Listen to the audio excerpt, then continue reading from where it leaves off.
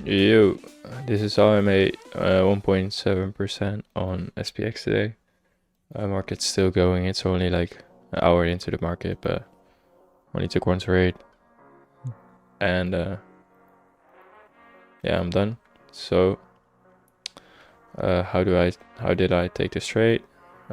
What even was my trade? It was right here, 1.74. Market went up right here and reacted off this 5-minute order block, and it's now heading down, so probably it's we're gonna fill up like imbalance right here. So like these lows, so I already did, and then probably go back up more because the daily is bullish. But oh yeah, if it breaks structure right here, then 4 hours bullish as well. But how do I do my analysis in pre-market? I'm gonna show you. So what I had was I marked out liquidity, so we're still reaching for this weekly high right there. Mark that out in blue. Then I had daily highs that are marked out in black. So right here was one, and right there is the second, but we already went through that, as you can see. So then when I did the daily, I did the 4 hour. So on the 4 hour, there's one right there and one right there, but we're not there yet. So first this one, and one right there. So one right there, that's the high. And I also saw that there's still like all these days, all these weeks, there's order block right there. So from here, when it breaks structure, and drag it down, and you can see then I mark that out and go to the daily and the 4 hour, and you can see on the daily we're still bullish, and on the 4 hour we're actually still bearish. We broke structure right there on this candle right there, and we never broke structure back to the upside. As you can see, this is all going up, but it's still in a downtrend right there, still in a downtrend because it never broke structure above here. And this is the new high, and it never broke structure right there. So on the daily we're bullish, and on the 4 hour we're bearish. On the 2 hour we were in pre-market, we were actually bullish. So daily bullish, 4 hour bearish, 1 hour 1 hour bearish.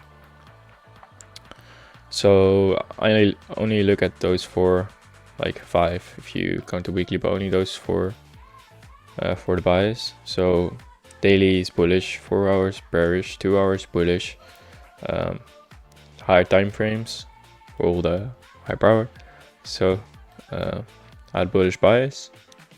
So what I then did is I learned from yesterday. So I marked out the 10-minute highs or 10-minute lows. So that's what I did. Let's remove all this. So let's move this too. Oh yeah, you can see I marked this. I marked this again. Let's just move all.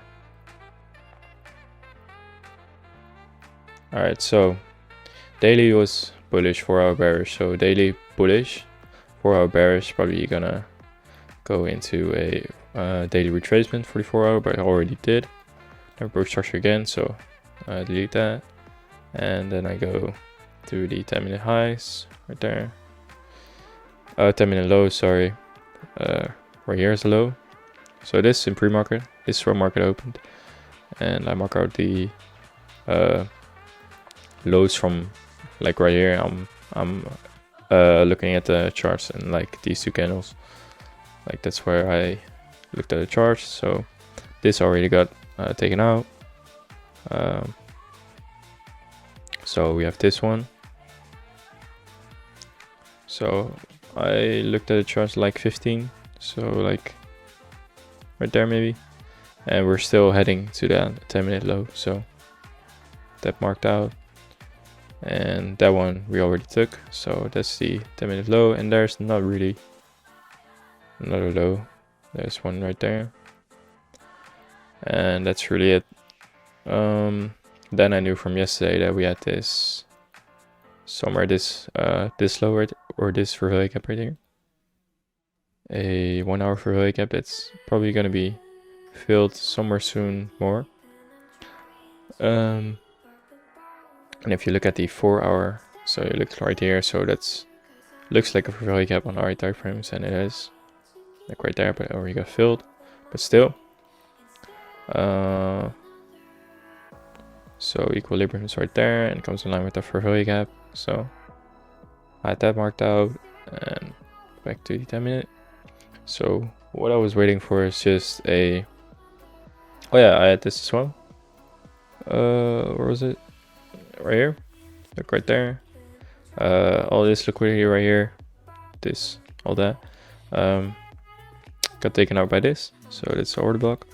So I see that there's an order block right there, but the rules for an order block are sweep of liquidity and then a break structure, and you can see there's no break structure. So why did I mark that out?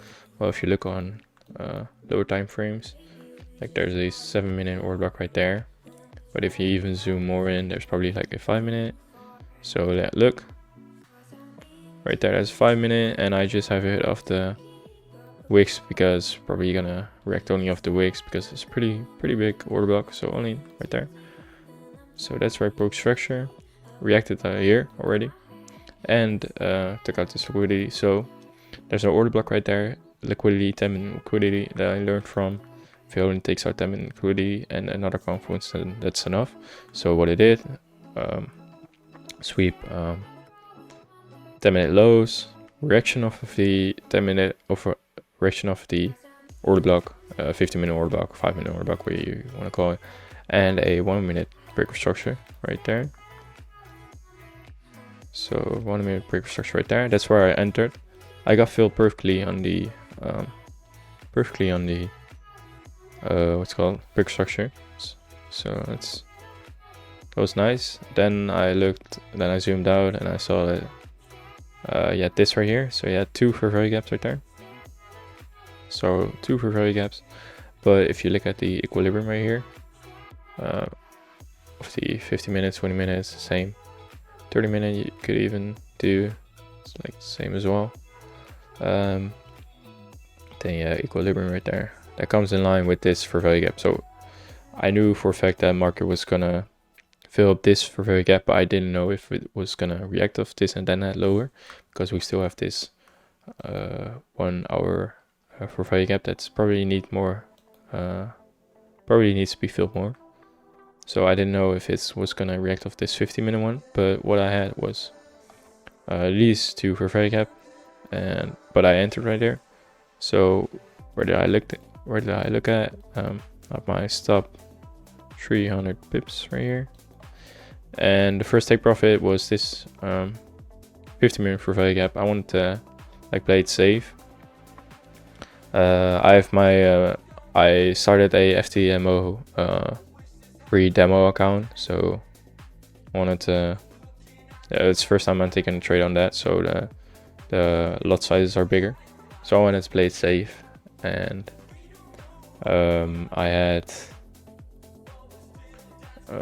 somewhere, let me see, it was 3-minute equal highs. This was the first take profit right there. It comes in line with the Verville gap right there. It's like a lot above the Verville gap, but still some liquidity. So at that as first one. So the equal lows, not even this one. I don't know why I didn't go for this one because it's so close to each other, but I still picked this one. That's the first take profit, so I had that. So that's a 1.6 already. And then I had the second take profit, and it was into this Verville gap, and that was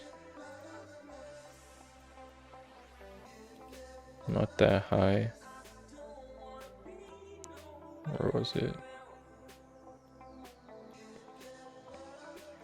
Thought it was like right here.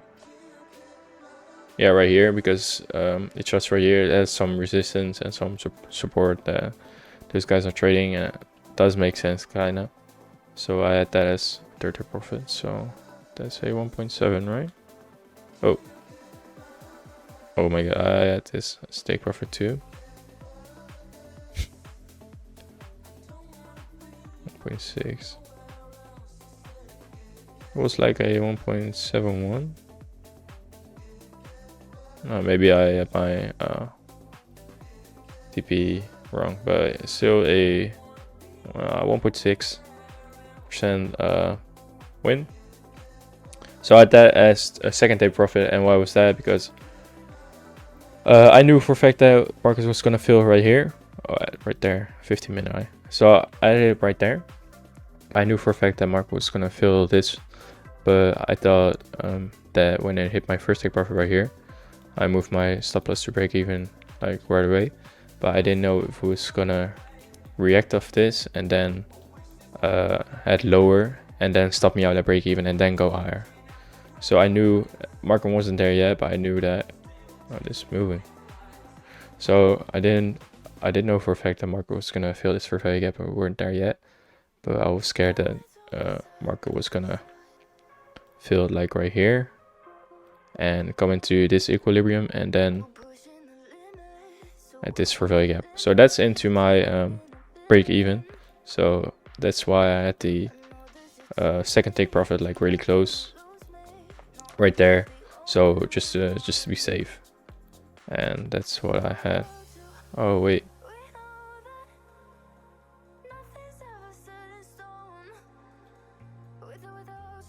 Oh, makes sense now. Look. So right there.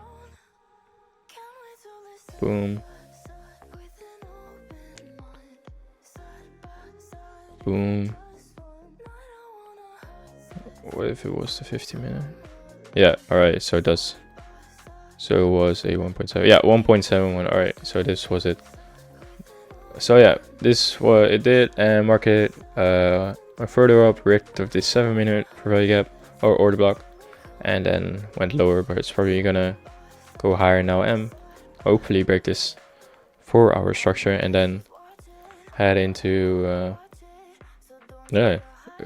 go bullish shorter. So this is for daily liquidity right there.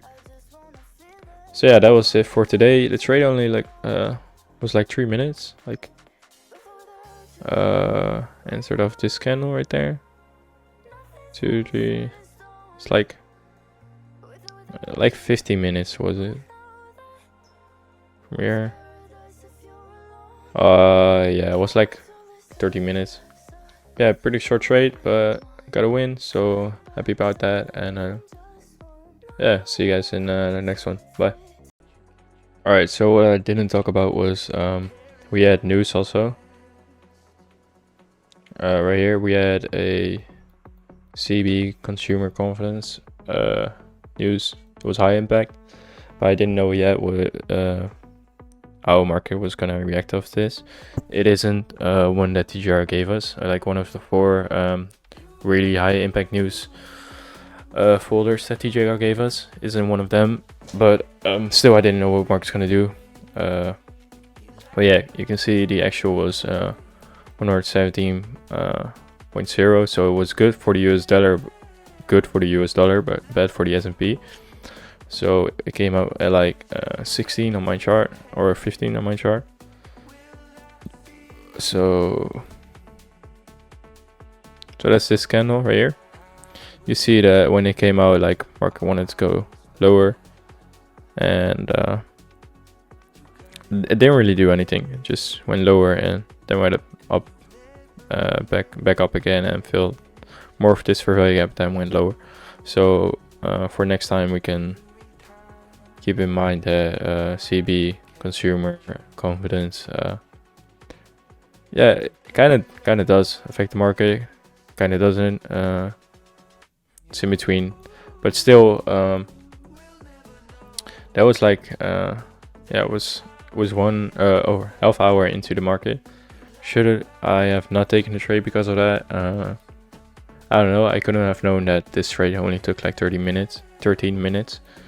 But maybe next time it's probably not better to not even trade. I don't know. I have to have set like rules for that. So maybe like when there's news into like half hour into the market, I don't trade.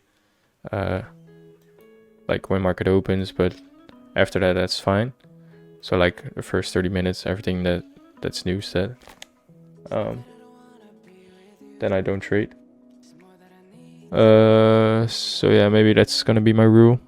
Everything that's half hour into the market as news, then I don't trade half hour into the market. But everything half hour after that, I'm gonna trade.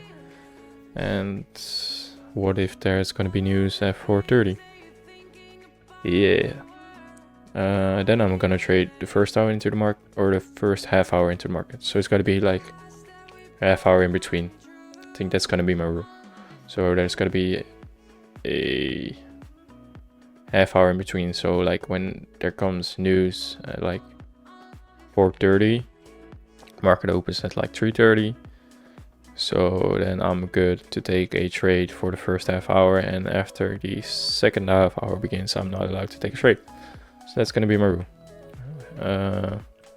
So yeah, didn't really affect the market, but kind of did. I don't know. So yeah, that was it. Yeah, just wanted to say that. All right, bye.